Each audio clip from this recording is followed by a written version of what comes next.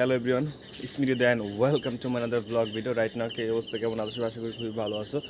তো গাইস, আজকে আমরা যাচ্ছি শ্রী শ্রী তারক ব্রহ্ম হরিচাঁদ ঠাকুরের ধামে ওরাকান্দি। তো আজকে ওরাকান্দি হচ্ছে সেই পূর্ণব্রহ্ম স্থান।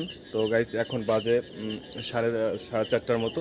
তো যেহেতু আমরা যে স্নান করবো, স্নান দেখবো, তো একটু ভোরে ভোরে যেতে হবে।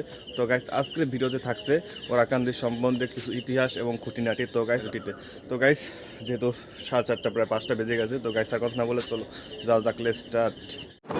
সো এভরিওয়ান, যেহেতু আমরা একটু ভোর ভোরে বেরিয়েছি, সেহেতু দেখতে পাচ্ছেন একটু অন্ধকার। এখন প্রায় 5:30 6টা বাজে এরকম একটা টাইম। তো গাইস, যেতে যেতে এই রাত ভোরের ওয়েদারটা খুবই সুন্দর লাগছে। আস্তে আস্তে সূর্যের আলো ফুটছে প্রকৃতিতে।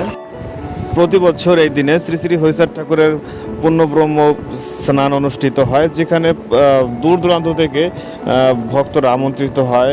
যেমন ভারত থেকেও প্রচুর ভক্তরা এবং পৃথিবীর বিভিন্ন দেশ থেকে প্রচুর ভক্তরা এখানে আসে তাদের মনস্কামনা পূর্ণ করা হেতু।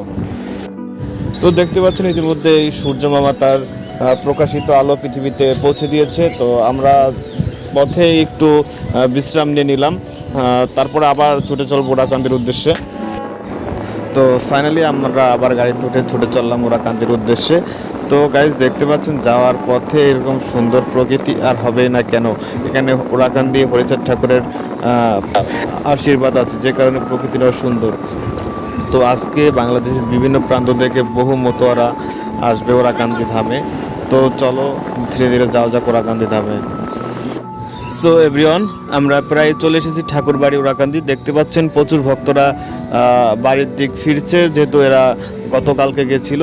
তো সকাল সকালে এরা বাংলার মেঠো পথ ধরে বাড়ি ফিরছে। তো দেখতে পাচ্ছেন প্রচুর ভক্তরা, রাস্তার আনাগোনা তাদের দেখা যাচ্ছে।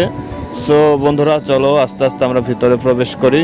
আর ওরাকান্দির সেই পূর্ণ ব্রহ্ম স্নান আপনাদের দেখানোর উদ্দেশ্যে আজকে আমাদের আসা। চলো বন্ধুরা, যাওয়া যাক ভিতরে। ভিতরে যেয়ে তোমাদের সাথে আবার কথা হচ্ছে।